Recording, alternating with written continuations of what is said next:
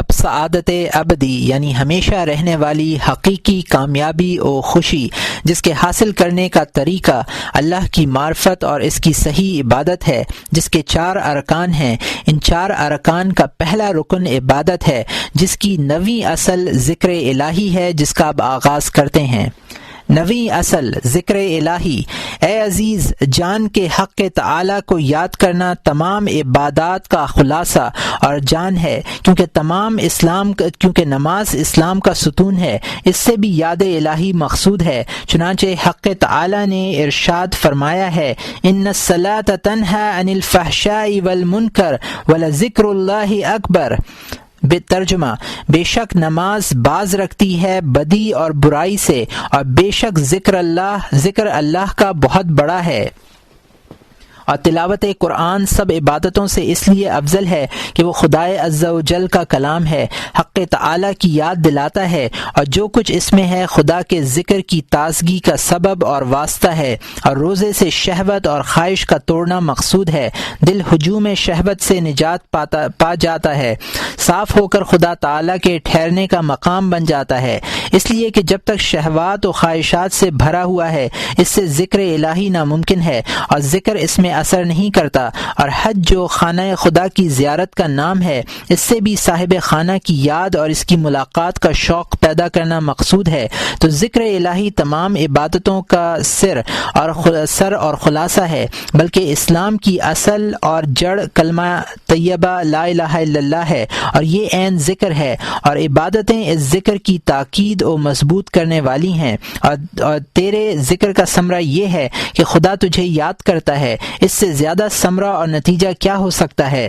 اسی لیے ارشاد فرمایا، فَاذْكُرُونِی اذْکُرْکُم، تم مجھے یاد کرو تاکہ میں تمہیں یاد کروں۔ خدا کو ہمیشہ یاد کرنا چاہیے، اگر ہمیشہ نہ ہو تو اکثر اوقات میں تو ہو کہ آدمی کے فلاح اس کے ساتھ وابستہ ہے۔ اسی لیے حق تعالی نے ارشاد فرمایا ہے،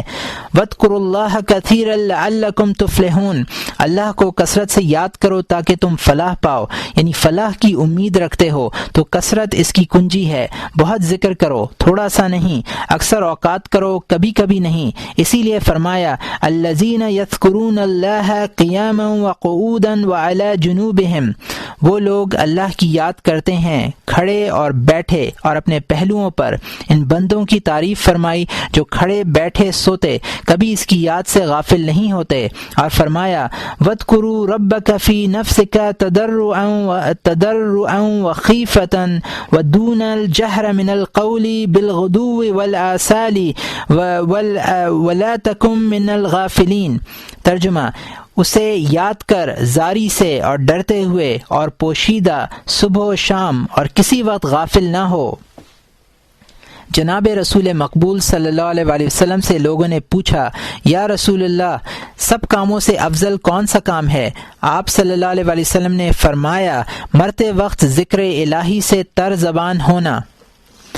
جناب رحمت للعالمین صلی اللہ علیہ وآلہ وسلم نے فرمایا، خداوند کریم کے نزدیک جو کام بہترین اعمال اور مقبول ہے اور تمہارے لیے بزرگ ترین درجہ ہے اور سونا چاندی صدقہ دینے سے بہتر اور خدا کے دشمن کے ساتھ اس طرح جہاد کرنے سے بھی بڑھ کر ہے کہ تم ان کی گردنیں مارو اور وہ تمہاری گردنیں کاٹیں، اس کام سے میں تمہیں آگاہ کروں؟ جانثاروں نے عرض کیا، یا رسول اللہ، ارشاد فرمائیے، وہ کیا کام ہے؟ تو آپ صلی اللہ علیہ وآلہ وسلم نے فرمایا، ذکر الہی یعنی حق تعالی کو یاد کرنا۔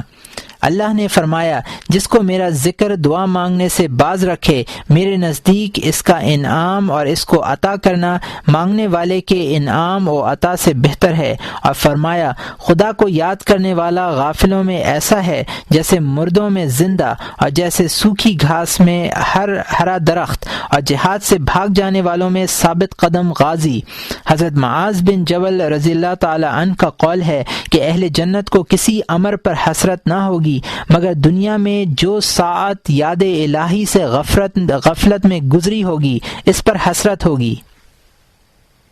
ذکر کی حقیقت۔ اے عزیز جان کے ذکر کے 4 درجے ہیں۔ ایک یہ کہ فقط زبانی ذکر ہو، دل اس سے غافل اور بے فکر ہو، اس کا اثر کم ہوتا ہے مگر بالکل بے اثر نہیں، اس لیے کہ جو زبان ذکر الہی میں مشغول ہو، اس کو اس زبان پر جو بیہودہ باتوں میں مصروف یا بالکل معطل اور بیکار ہو فضیلت ہے۔ دوسرا درجہ یہ ہے کہ ذکر دل میں تو ہو لیکن قرار نہ پکڑے اور نہ گھر کرے، ایسا ہو کہ دل کو تکلف سے ذکر کے ساتھ مشغول رکھیں کہ اگر یہ جہد اور تکلف نہ ہو تو دل غفلت یا نفس کے خطروں سے پھر اپنی طبیعت کے موافق ہو جائے۔ تیسرا درجہ یہ ہے کہ ذکر دل میں گڑ گیا ہو اور ایسا غالب اور متمکن ہو گیا ہو اور ہر کام کی طرف اسے تکلف سے مشغول کریں یہ بڑی بات ہے۔ چوتھا درجہ یہ ہے کہ جس کا ذکر مطلوب ہے وہی دل میں بس چکا ہو اور حق سبحانہ تعالی ہے اور ذکر دل میں نہ ہو، اس لیے کہ جس شخص کا دل مذکور یعنی خدا کو دوست رکھتا ہے اس میں اور اس شخص میں جس کا دل ذکر کو دوست رکھتا ہے بڑا فرق ہے، بلکہ کمال یہ ہے کہ ذکر اور ذکر کا خیال بھی دل سے بالکل جاتا رہے، صرف مذکور ہی مذکور یعنی اللہ تعالی رہ جائے، کیونکہ ذکر عربی میں ہو یا فارسی کلام سے خالی نہ ہوگا بلکہ عین کلام ہوگا، اور اصل یہ ہے کہ عربی اور فارسی سخن وغیرہ جو کچھ ہے سب سے دل خالی ہو اور سب وہی ہو جائے، دل میں کسی چیز کی گنجائش ہی باقی نہ رہے۔ فرط محبت جس کو عشق کہتے ہیں یہ امر اس کا نتیجہ ہے، یعنی اس سے حاصل ہوتا ہے، اور عاشق ہمیشہ معشوق ہی کی طرف متوجہ رہتا ہے، ایسا ہوتا ہے کہ اس کے تصور اور کمال خیال میں اس کا نام بھی بھول جاتا ہے۔ جب ایسا مستغرق اور محو ہو جائے کہ اپنے آپ کو اور غیرت حق جو کچھ ہے سب کو بھول جائے تو تصوف کے پہلے راستے پر آئے گا۔ صافیہ رضوان اللہ علیہم اجمعین اس حالت کو فنا اور نیستی کہتے ہیں، یعنی جو کچھ ہے سب اس کے ذکر سے نیست اور خود بھی نیست ہو گیا ہے کہ اپنے آپ کو بالکل بھول گیا۔ اور جس طرح حق تعالی کے بہت سے عالم ایسے ہیں کہ ہمیں ان کی خبر نہیں اور وہ ہمارے حق میں نیست ہیں، اور جن سے ہم آگاہ ہیں اور ہمیں جن کی خبر ہے وہ ہمارے نزدیک ہست ہیں، اگر یہ عالم جو خود خلق کے نزدیک موجود ہیں کسی کو بھول گئے تو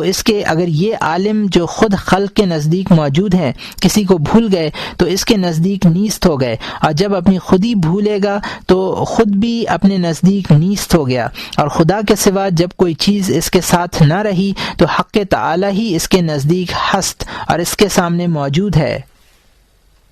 اے عزیز جس طرح تو جب نگاہ اٹھائے اور آسمان اور زمین اور جو کچھ اس میں ہے وہی دیکھے، اس کے سوا اور کچھ نظر نہ آئے تو یہی کہے گا کہ اس کے سوا عالم ہستی نہیں اور تمام عالم یہی ہے۔ اسی طرح یہ ذاکر بھی خدا کے سوا کچھ نہیں دیکھتا اور کہتا ہے کہ ہما اوست یعنی اللہ ہی اللہ ہے، سوا اللہ کے کچھ نہیں۔ اس مقام پر اس کے اور خدا کے درمیان جدائی باقی نہیں رہتی اور یگانگی حاصل ہو جاتی ہے۔ یہ توحید اور وحدانیت کا پہلا عالم ہے، یعنی جدائی اٹھ جاتی ہے اور جدائی اور دوری سے کچھ خبر ہی نہیں رہتی، اس لیے کہ جدائی وہ جانتا ہے جو دو چیزیں جانے، اپنے آپ اور خدا کو پہچانے، اور یہ شخص اس وقت آپ سے بے خبر ہے، ایک کے سوا دوسرے کو پہچانتا ہی نہیں تو جدائی کیوں کر جانے گا۔ آدمی جب اس درجے پر پہنچتا ہے تو فرشتوں کی صورتیں اس پر ظاہر ہونے لگتی ہیں، فرشتے اور انبیاء علیہم السلام کی روحیں اچھی صورتوں میں نظر آنے لگتی ہیں۔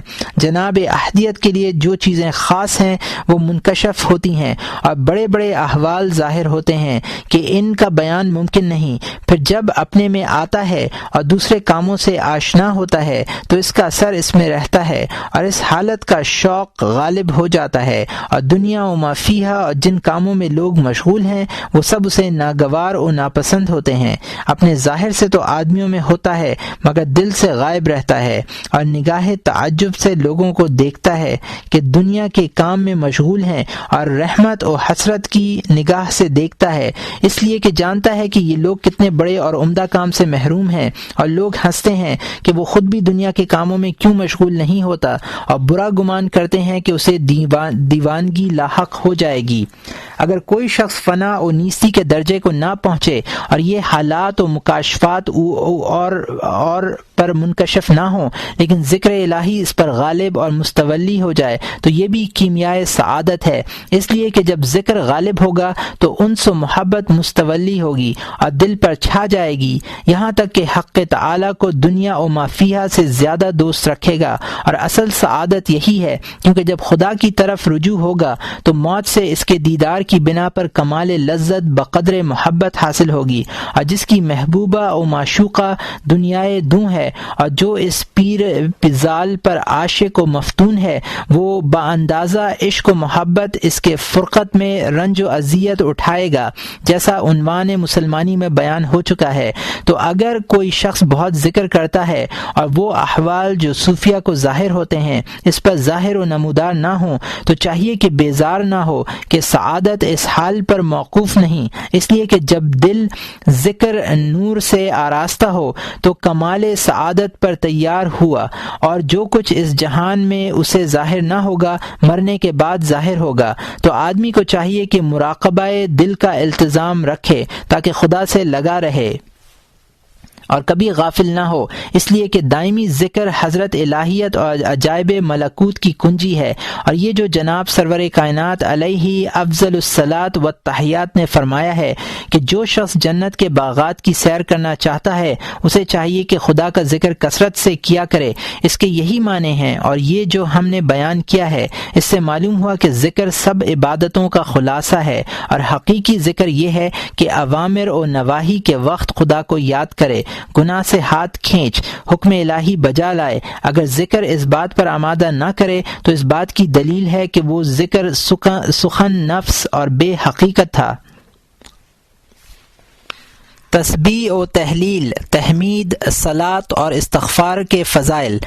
رسول مقبول صلی اللہ علیہ وآلہ وسلم نے فرمایا ہے کہ بندہ جو نیکی کرتا ہے اسے قیامت کے دن ترازو میں رکھیں گے، مگر کلمہ لا الہ الا اللہ کہ اگر اسے میزان میں رکھیں تو 7 زمینیں اور 7 آسمان اور جو کچھ ان میں ہے ان سب سے اس کا زیادہ وزن ہوگا۔ اور فرمایا کہ لا الہ الا اللہ کہنے والا اگر صدق دل سے کہتا ہے اور زمین کی خاک کے برابر گناہ رکھتا ہے تو بھی اسے بخش دیں گے۔ اور فرمایا کہ جس نے خلوص سے لا الہ الا اللہ کہا وہ جنت میں جائے گا۔ اور فرمایا جو لا الہ الا اللہ وحدہ لا شریک لہ لہ الملک ولہ الحمد وہو علی کل شیء قدیر، نہیں ہے کوئی معبود مگر اللہ تعالی اکیلا ہے، وہ نہیں ہے کوئی شریک اس کا، اسی کے واسطے ہے بادشاہی، اسی کے لیے ہے سب تعریف، اور وہ ہر چیز پر قدرت رکھنے والا ہے۔ ہر روز 100 بار پڑھے تو 10 غلام آزاد کرنے کے برابر ہے،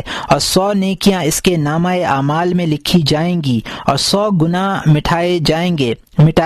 گے، اور رات تک یہ کلمہ شیطان سے اس کے لیے حصار ہوگا۔ صحیح بخاری میں ہے جو شخص یہ کلمہ کہے اس نے گویا فرزندان اسماعیل علیہ السلام میں سے 4 غلام آزاد کیے۔ تسبیح و تحمید کا بیان۔ رسول مقبول صلی اللہ علیہ وآلہ وسلم نے فرمایا ہے جو شخص ایک دن میں سبحان اللہ و بحمدہ، پاک ہے اللہ اور اسی کی حمد کے ساتھ اسے یاد کرتا ہوں، 100 بار کہے اس کے تمام گناہ بخش دیے جائیں گے اگرچہ کثرت میں دریا کی کشادگی کے برابر ہوں۔ اور فرمایا جو کوئی ہر نماز کے بعد 33 بار سبحان اللہ، 33 بار الحمدللہ اور 33 بار اللہ اکبر کہے، اس کے بعد اس کلمے سے 100 پورا کرے، لا الہ الا اللہ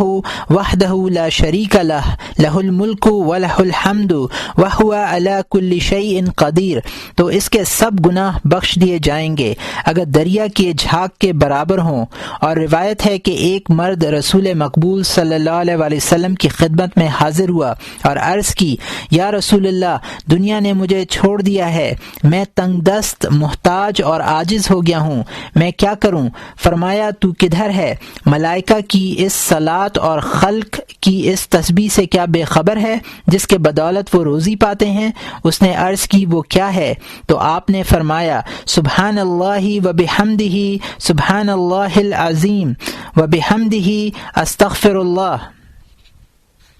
پاک ہے اللہ اور اس کی حمد کے ساتھ اسے یاد کرتا ہوں، پاک ہے اللہ بڑا اور اس کی تعریف کے ساتھ یاد کرتا ہوں، اسی سے بخشش چاہتا ہوں۔ فجر کی نماز سے پہلے 100 بار پڑھا کرو تاکہ دنیا خواہ مخواہ تیری طرف متوجہ ہو، اور حق تعالی ہر کلمے سے ایک ایک فرشتہ پیدا کرتا ہے، وہ قیامت تک تسبیح کیا کرتا ہے اور اس کا ثواب تجھے ملے گا۔ اور فرمایا یہ کلمات باقیات الصالحات ہیں، سبحان اللہ والحمد للہ ولا الہ الا اللہ اللہ اکبر۔ پاک ہے اللہ، سب تعریف اللہ کے واسطے ہے، اور کوئی معبود نہیں مگر اللہ، اور اللہ بہت بڑا ہے۔ اور فرمایا میں یہ کلمات کہتا ہوں اور جو چیزیں گردش آفتاب کے نیچے ہیں ان سے بھی زیادہ ان کو پسند رکھتا ہوں۔ اور فرمایا خدا کے نزدیک یہی 4 کلمے سب کلموں سے بہتر ہیں۔ اور فرمایا 2 کلمے ہیں کہ زبان پر ہلکے اور میزان پر گراں اور خدا کو بہت پسند ہیں۔ فقراء نے رسول مقبول صلی اللہ علیہ وسلم سے عرض کی، یا رسول اللہ، آخرت کا ثواب تو سب امیروں نے لے لیا، کیونکہ جو عبادت ہم کرتے ہیں وہ بھی کرتے ہیں، اور اس کے علاوہ صدقہ خیرات بھی دیتے ہیں، اور ہم صدقہ نہیں دے سکتے۔ آپ صلی اللہ علیہ وسلم نے فرمایا، تمہاری محتاجی کے سبب تمہاری ہر تسبیح و تحلیل اور ہر تکبیر صدقہ ہے، اور ہر امر معروف اور نہی منکر بھی صدقہ ہے، اور اگر کوئی تم میں سے ایک لقمہ اپنے عیال کے منہ میں ڈال دیتا ہے تو وہ بھی صدقہ ہے۔ اے عزیز، جان کے درویشی کے حق میں تسبیح و تحلیل کی فضیلت اس بنا پر زیادہ ہے کہ اس کا دل دنیا کی ظلمت سے تاریک نہیں بلکہ بہت صاف ہوتا ہے۔ ایک کلمہ جو وہ کہتا ہے اس تخم کی مثل ہے جو پاک زمین پر ڈالا جائے، بہت اثر کرتا اور بہت پھل دیتا ہے۔ اور جو ذکر اس دل میں ہوتا ہے جو دنیا کی خواہشوں سے بھرا ہوا ہو تو وہ ایسا ہے جیسے وہ بیج جو کھاری زمین میں بویا جائے کہ اس کا اثر بہت کم ہوتا ہے۔ درود شریف کا بیان۔ رسول مقبول صلی اللہ علیہ وسلم ایک دن باہر تشریف لائے، خوشی کے آثار آپ کے چہرہ مبارک سے ظاہر تھے۔ فرمایا جبرائیل علیہ السلام آئے اور یہ پیغام لائے کہ حق تعالی ارشاد فرماتا ہے کہ اس امر پر تم کفایت نہیں کرتے کہ جو کوئی تمہاری امت میں سے تم پر ایک بار درود بھیجے گا میں اس پر 10 بار رحمت بھیجوں گا، اور جو ایک بار سلام بھیجے گا میں 10 بار اس پر سلام بھیجوں گا۔ اور فرمایا جو کوئی مجھ پر درود بھیجتا ہے تمام ملائکہ اس پر درود بھیجتے ہیں، خواہ بہت درود بھیجیں خواہ کم، اور میرا بڑا مقرب وہ ہے جو مجھ پر بہت درود بھیجے، اور جو مجھ پر ایک بار درود بھیجتا ہے اس کے لیے 10 نیکیاں لکھی جاتی ہیں اور 10 برائیاں اس سے مٹائی جاتی ہیں۔ اور فرمایا کہ جو کوئی کچھ لکھتا ہے اس پر مجھ پر درود لکھتا ہے، اس میں مجھ پر درود لکھتا ہے تو جب تک میرا نام اس پر لکھا پاتے ہیں ملائکہ اس کے لیے مغفرت طلب کیا کرتے ہیں۔ استغفار کا بیان۔ حضرت ابن مسعود رضی اللہ تعالیٰ عنہ فرماتے ہیں کہ قرآن شریف میں 2 آیتیں ہیں، جو کوئی گناہ کر کے ان دونوں آیات کو پڑھ کر استغفار کرے اس کا گناہ بخش دیا جاتا ہے، اور 2 آیتیں یہ ہیں، والذین اذا فعلوا فاحشة او ظلموا انفسهم ذکروا اللہ فاستغفروا لذنوبهم ومن یغفر الذنوب الا اللہ ولم یصروا علی ما فعلوا وهم یعلمون۔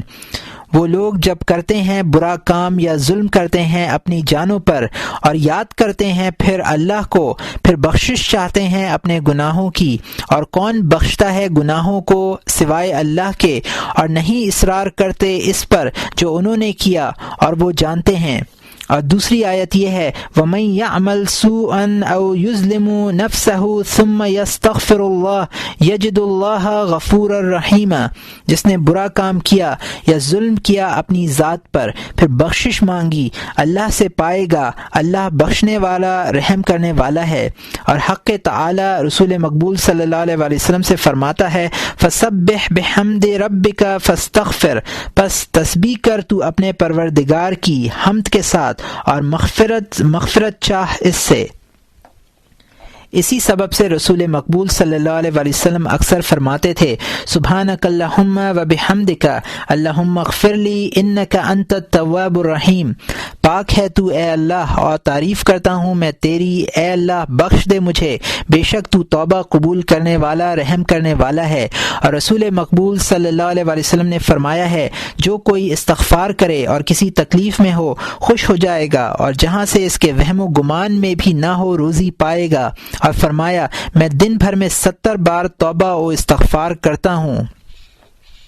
رسول مقبول صلی اللہ علیہ وسلم کا یہ حال تھا تو معلوم ہوا کہ دوسروں کو کسی وقت بھی توبہ و استغفار سے خالی نہ رہنا چاہیے۔ اور فرمایا جو کوئی سوتے وقت 3 بار استغفر اللہ الذی لا الہ الا هو الحی القیوم، مغفرت چاہتا ہوں اللہ سے، ایسا اللہ کہ نہیں ہے کوئی معبود اس کے سوا، وہ زندہ ہے قائم رہنے والا ہے، کہے تو اس کے سب گناہ بخش دیے جاتے ہیں، اگرچہ کثرت میں دریا کی کشادگی، میدان کی ریت، درخت کے پتوں اور دنیا کے دنوں کے برابر ہوں۔ اور فرمایا ہے جو بندہ گناہ کرتا ہے اور خوب طہارت کر کے 2 رکعت نماز پڑھتا ہے اور استغفار کرتا ہے، اس کا گناہ بخش دیا جاتا ہے۔ آداب دعا کا بیان۔ اے عزیز، تو جان کے تضرع و زاری سے دعا کرنا عبادت اور انسان کو خدا کے قریب کرتا ہے۔ رسول مقبول صلی اللہ علیہ وسلم نے فرمایا ہے دعا عبادتوں کا مغز و خلاصہ ہے۔ اس کی وجہ یہ ہے کہ عبادت سے عبودیت مقصود ہوتی ہے، اور عبودیت یہ ہے کہ بندہ اپنی شکستگی، عاجزی اور خدا کی قدرت و عظمت دیکھے اور جانے، اور دعا ان دونوں کو شامل ہے۔ تضرع اور زاری جس قدر زیادہ ہو بہتر ہے۔ دعا میں 8 آداب نگاہ میں رکھنے چاہیے۔ پہلا ادب یہ ہے کہ افضل اوقات میں دعا کرنے کی کوشش کرے، مثلا عرفہ، رمضان المبارک، جمعہ صبح کے وقت، رات کے درمیان۔ دوسرا ادب یہ ہے کہ افضل حالات کو نگاہ میں رکھے، جیسے غازیوں کے جنگ کرنے کے وقت، بارش کے وقت اور فرض نماز کے بعد کا وقت، کیونکہ حدیث شریف میں آیا ہے کہ ان اوقات میں آسمانوں کے دروازے کھول دیے جاتے ہیں۔ اسی طرح آذان اور تکبیر کے درمیان اور روزے دار ہونے کی حالت میں، اور اس وقت جب دل بہت نرم ہو، اس لیے کہ دل کی رقت خدا تعالی کی مہربانی اور رحمت کھلنے کی دلیل ہے۔ تیسرا ادب یہ ہے کہ دونوں ہاتھ اٹھائے اور آخر کو منہ پر پھیرے، اس لیے کہ حدیث شریف میں آیا ہے کہ حق تعالی اس بات سے بہت بلند و برتر ہے کہ جس ہاتھ کو اس کی طرف اٹھائیں وہ اسے خالی پھیرے۔ رسول مقبول صلی اللہ علیہ وسلم نے فرمایا ہے جو کوئی دعا کرے گا 3 چیزوں سے خالی نہ رہے گا، یا اس کے گناہ معاف فرمایا جائے گا، یا فوراً کوئی چیز اسے پہنچے گی، یا آئندہ۔ چوتھا ادب یہ کہ دعا میں شک نہ کرے بلکہ دل اسی بات پر جمائے کہ ضرور قبول ہوگی۔ رسول مقبول صلی اللہ علیہ وسلم نے فرمایا ادعوا اللہ وانتم موقنون بالاجابہ، دعا کرو تم اللہ سے دران حال یہ کہ تم اس کی قبولیت کا یقین رکھتے ہو۔ پانچواں ادب یہ ہے کہ دعا خشوع و خضوع اور حضور قلب سے کرے اور تکرار کرے۔ حدیث شریف میں آیا ہے کہ جو دل غافل ہو اس کی دعا نہیں سنی جاتی۔ چھٹا ادب یہ ہے کہ دعا میں لجاجت و تکرار کرے اور اسی میں لگا رہے، دعا کرنا نہ چھوڑے۔ یہ نہ کہے کہ ہم نے بہت دفعہ دعا کی اور قبول نہ ہوئی، اس لیے کہ قبولیت کا وقت اور اس کی مصلحت خدا بہتر جانتا ہے، اور جب دعا قبول ہو تو یہ کہنا سنت ہے الحمدللہ الذی بنعمتہ تتم الصالحات، شکر اللہ کا جس کی نعمت کے ساتھ تمام ہوتی ہیں نیکیاں۔ اگر دعا قبول ہونے میں دیر لگے تو کہے الحمدللہ علی کل حال، ہر حال میں خدا تعالی کا شکر ہے۔ ساتواں ادب یہ ہے کہ دعا سے پہلے تسبیح اور درود شریف پڑھے، اس لیے کہ حضور صلی اللہ علیہ وسلم دعا سے پہلے یوں فرماتے سبحان رب الاعلی الوہاب، پاک ہے میرا رب بڑے مرتبے والا بخش دینے والا۔ اور رسول مقبول صلی اللہ علیہ وسلم نے فرمایا ہے جو کوئی دعا سے پہلے درود پڑھے گا اس کی دعا مقبول ہوگی۔ حق سبحانہ تعالی بڑا رحیم ہے، ایسا نہیں کہ 2 دعاؤں میں سے ایک کو قبول اور دوسری کو رد کر دے، یعنی درود قبول فرمائے اور اصل مقصد نہ برلائے۔ 8واں ادب یہ ہے کہ دعا سے پہلے توبہ کرے، گناہوں سے قدم باہر رکھے، دل کو بالکل خدا کے حوالے کر دے، اس لیے کہ اکثر دعاؤں کے رد ہونے کا سبب دل کی غفلت اور گناہوں کی ظلمت ہوتی ہے۔ حضرت کعب الاحبار رضی اللہ تعالی عنہ نے فرمایا ہے کہ اسرائیل کے زمانے میں کال پڑا۔ حضرت موسیٰ علیہ السلام اپنی تمام امت کے ساتھ 3 مرتبہ دعائے بارہ کے لیے نکلے، دعا قبول نہ ہوئی۔ وہی آئی کہ اے موسیٰ، تمہارے گروہ میں ایک چغل خور ہے، جب تک وہ رہے گا میں دعا قبول نہ کروں گا۔ حضرت موسیٰ علیہ السلام نے عرض کی کہ خداوند وہ کون شخص ہے، بتلا کہ میں اسے نکال دوں۔ ارشاد ہوا کہ میں غمازی سے منع کرتا ہوں، خود کیوں کروں؟ حضرت موسیٰ علیہ السلام نے فرمایا کہ سب لوگ غمازی سے توبہ کریں۔ غرض سب نے توبہ کی تو باران رحمت نازل ہوا۔ مالک بن دینار رحمۃ اللہ علیہ فرماتے ہیں کہ ایک بار بنی اسرائیل میں قحط پڑا، لوگ بارہا دعائے بارہ کے لیے گئے، دعا قبول نہ ہوئی۔ ان کے پیغمبر پر وحی آئی کہ ان لوگوں سے کہہ کہ تم دعا کے لیے ایسی حالت میں نکلے ہو کہ تمہارے بدن نجس اور پیٹ حرام سے بھرے ہوئے ہیں اور ہاتھ خون ناحق میں آلودہ ہیں، ایسا نکلنے سے میرا غصہ تمہارے اوپر اور زیادہ ہوا، میرے سامنے سے دور ہو۔ متفرق دعاؤں کا بیان۔ اے عزیز جان کے ماسورہ دعائیں جو رسول مقبول صلی اللہ علیہ وآلہ وسلم نے فرمائی ہیں اور صبح و شام اور مختلف نمازوں کے اوقات مختلف ہیں جن کا پڑھنا سنت ہے، بہت ہیں۔ ان میں سے اکثر کتاب احیاء العلوم میں جمع کر دی گئی ہیں اور چند بہت عمدہ دعائیں کتاب بدایت الہدایہ میں مذکور ہیں۔ جسے منظور ہو ان کتابوں میں سے یاد کرے، اس لیے کہ اس کتاب میں ان دعاؤں کا لکھنا طوالت کا سبب ہوگا۔ اس میں سے اکثر دعائیں مشہور اور ہر ایک کو یاد ہیں۔ چند دعائیں جن کے حوادث امور میں پڑھنا سنت ہے اور لوگوں کو کم یاد ہیں بیان کی جاتی ہیں کہ لوگ یاد کر لیں، ان کے معنی سمجھ لیں اور وقت پر پڑھا کریں، اسی لیے کہ کسی وقت بھی بندے کو اپنے خالق سے غافل نہ ہونا چاہیے اور تضرع دعا سے خالی نہ رہنا چاہیے۔ جب گھر سے باہر جائے تو کہے بسم اللہ ربی اعوذ بک ان ادل او ادل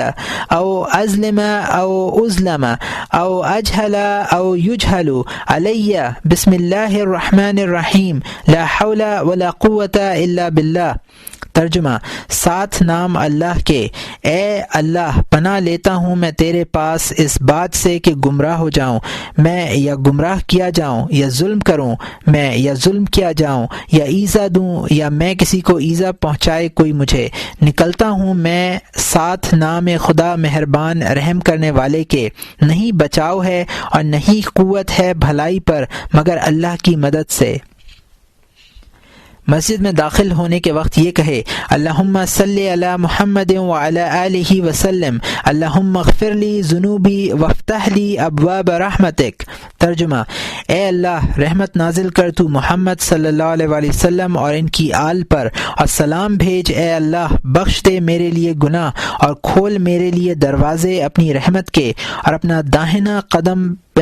قدم پہلے رکھے۔ جب ایسی مجلس میں بیٹھے جہاں واہی تباہی باتیں ہوں تو یہ کہنا ان کا کفارہ ہے، سبحانک اللہم و بحمدک اشہد ان لا الہ الا انت استغفرک و اتوب الیک، عملت سوءا و ظلمت نفسی فاغفر لی انہ لا یغفر الذنوب الا انت۔ ترجمہ، پاک ہے تو اے اللہ اور تعریف کرتا ہوں میں تیری، گواہی دیتا ہوں میں کہ نہیں ہے کوئی معبود مگر تو، مغفرت چاہتا ہوں میں تجھ سے، اے اللہ توبہ کرتا ہوں میں تیری طرف، کام کیے میں نے برے اور ظلم کیا میں نے اپنی ذات پر، بخش دے تو مجھ کو، تحقیق کوئی بخشنے والا نہیں مگر تو۔ جب بازار جائے تو یہ کہے لا الہ الا اللہ وحدہ لا شریک لہ، لہ الملک ولہ الحمد یحیی و یمیت وہو حی لا یموت بیدہ الخیر وہو علی کل شیء قدیر۔ جب نیا کپڑا پہنے تو یہ کہے اللہم انت کسوتنی ھذا الثوب فلک الحمد اسألک من خیرہ و خیر ما صنع لہ و اعوذ بک من شرہ ما صنع لہ۔ ترجمہ، اے اللہ پہنایا تو نے مجھے یہ کپڑا، پس تیرا شکر ہے، مانگتا ہوں میں تجھ سے اس کی نیکی اور اس چیز کی نیکی جس کے واسطے بنایا گیا ہے، اور اس کے شر سے میں تجھ سے پناہ مانگتا ہوں۔ جب نیا چاند دیکھے تو کہے اللہم احلہ علینا بالامن والایمان والسلامت والسلام ربی وربک اللہ۔ ترجمہ، اے اللہ اس چاند کو بنا ہم پر امن، ایمان اور سلامتی او اسلام کا، اے چاند میرا اور تیرا پروردگار اللہ ہے۔ جب آندھی آئے تو یہ کہے اللہم انی اسألک خیر هذه الریح وخیر ما فیها وخیر ما ارسلت به ونعوذ بک من شرها وشر ما فیها وشر ما ارسلت به۔ ترجمہ، اے اللہ مانگتا ہوں میں تجھ سے اچھائی اس ہوا کی اور اچھائی اس چیز کی جو بھیجی ہے تو نے اس کے ساتھ، اور پناہ مانگتا ہوں میں اس کی برائی اور اس چیز کی برائی سے جو تو نے بھیجی اس کے ساتھ۔ جب کسی کے مرنے کی خبر سنے تو یہ کہے سبحان الحی الذی لا یموت ان للہ و انا الیہ راجعون، پاک ہے وہ زندہ رب جو نہ مرے گا، بے شک ہم اللہ کے لیے ہیں اور اسی کی طرف پھرنے والے ہیں۔ جب خیرات دے تو یہ کہے ربنا تقبل منا انک انت السمیع العلیم، اے اللہ قبول فرما تو ہم سے، بے شک تو ہے سننے والا جاننے والا۔ جب کچھ نقصان ہو تو یہ کہے عسى رب ان یبدلنا خیرا منها انا الی ربنا راغبون، تو قریب ہے کہ رب ہمارا بدلہ دے اچھا اس سے، بے شک ہم اپنے پروردگار کی طرف پھرنے والے ہیں۔ جب کوئی نیا کام شروع کرے تو یہ کہے ربنا آتنا من لدنک رحمہ وحی لنا من امرنا رشدا، اے ہمارے پروردگار دے ہمیں اپنی طرف سے رحمت اور مہیا کر ہمارے لیے ہمارے کام میں درستی۔ جب آسمان کی طرف دیکھے تو یہ کہے ربنا ما خلقت هذا باطلا سبحانك فقنا عذاب النار تبارك الذي جعل في السماء بروجا وجعل فيها سراجا وقمرا منيرا، اے پروردگار ہمارے نہیں پیدا کیا تو نے اس کو باطل، پاک ہے تو، بچا ہم کو عذاب دوزخ سے، برکت والا ہے وہ جس نے پیدا کیے آسمان میں برج اور اس میں آفتاب اور ماہتاب روشن کیے۔ جب آسمان گرجنے کی آواز سنے تو یہ کہے سبحان من یسبح الرعد بحمدہ والملائکۃ من خیفتہ۔ ترجمہ، پاک ہے وہ ذات جس کی پاکی بیان کرتا ہے رعد اس کی تعریف کے ساتھ اور ملائکہ اس کے ڈر سے۔ جب کہیں بجلی گرے تو یہ کہے اللہم لا تقتلنا بغضبک ولا تہلکنا بعذابک وآفنا قبل ذلک، اے اللہ نہ قتل کر ہمیں اپنے غضب سے اور نہ ہلاک کر تو ہم کو اپنے عذاب سے، اور عافیت دے ہمیں اس سے پہلے۔ پانی برستے وقت یہ کہے اللہم اجعلہ سقیا حنیا ومبارکا نافعا وجعلہ سبب رحمتک ولا تجعلہ سبب عذابک، اے اللہ کر تو اس مہینے کو سیر اعلیٰ اور خوشی دینے والا، اے اللہ کر تو اس مہینے کو سیرابی اور خوشی دینے والا اور مہینہ نفع دینے والا کر، اور اسے سبب بنا اپنی رحمت کا، اور تو اسے اپنے عذاب کا باعث نہ بنا۔ غصے کے وقت یہ کہے اللہم اغفر لی ذنبی واذھب غیظ قلبی واجرنی من الشیطان الرجیم، اے اللہ بخش دے تو گناہ میرا اور دور کر غصہ میرے دل کا، اور چھڑا مجھ کو شیطان مردود سے۔ ہیبت اور خوف کے وقت یہ کہے اللہم انا نعوذ بک من شرورہم ونزرع بک فی نخورہم، اے اللہ پناہ مانگتا ہوں میں تجھ سے ان کی بدی سے، اور پیش کرتے ہیں ہم تجھے ان کے مقابلے میں۔ جب کہیں درد ہو تو وہاں ہاتھ رکھ کر 3 بار بسم اللہ الرحمن الرحیم اور 7 بار اعوذ باللہ وقدرتہ من شر ما اجد واحاذر،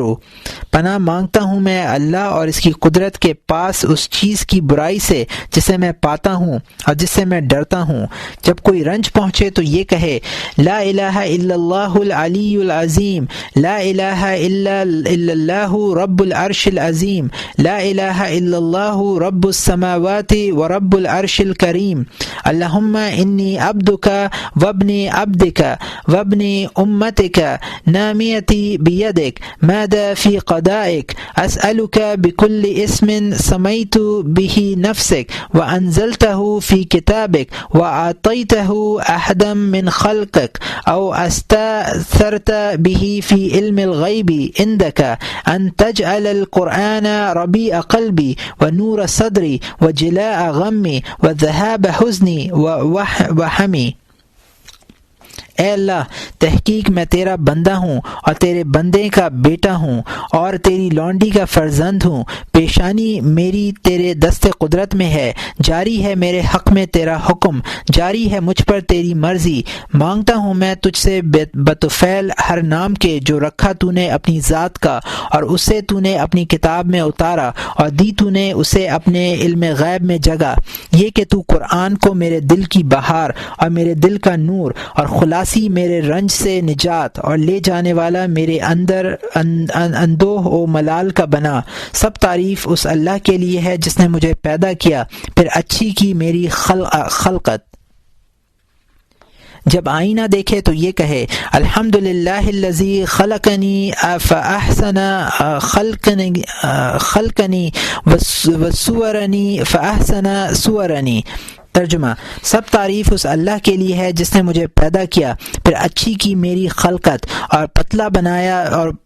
بنایا میرا پھر اچھی کی میری صورت۔ جب کوئی غلام مول لے تو اس کے ماتھے کے بال پکڑ کر کہے اللہم انی اسألک خیرہ وخیر ما جبل علیہ اعوذ بک من شرہ وشر ما جبل علیہ۔ ترجمہ: اے اللہ پناہ مانگتا ہوں میں تجھ سے اس غلام کی اچھائی اور اس امر کی اچھائی جس پر وہ پیدا کیا گیا، اور پناہ مانگتا ہوں میں اس سے اس غلام کی برائی اور اس امر کی برائی سے جس پر وہ پیدا کیا گیا۔ سوتے وقت کہے ربی باسمک ودعت جنبی وباسمك أرفعه هذه نفسي أنت تتوفاها لك محياها ومماتها إن أمسكتها فاغفر لها وإن أرسلتها فاحفظها بما تحفظ به عبادك الصالحين۔ پروردگار میرے، تیرے نام کے ساتھ رکھا میں نے پہلو اپنا اور تیرے نام کے ساتھ اٹھاؤں گا اسے، یہ ہے میری ذات تو ہی مار ڈالتا ہے اسے، تیرے ہی لیے ہے زندگی اور موت اس کی، اگر بند کرے تو اسے تو بخش دے اسے اور اگر چھوڑ دے اسے تو نگہبانی کر اس کی، جس طرح کے نگہبانی کرتا ہے تو نیک بندوں کی۔ جب جاگے تو کہے الحمدللہ الذی احیانا بعد ما اماتنا والیہ النشور، اصبحنا واصبح الملک للہ والسلطان والعظمت للہ والعزت والقدرت للہ، اصبحنا علی فطرۃ الاسلام وکلمۃ الاخلاص ودین نبینا محمد صلی اللہ علیہ وسلم وعلی ملت ابراہیم حنیفا وما كان من المشرکین۔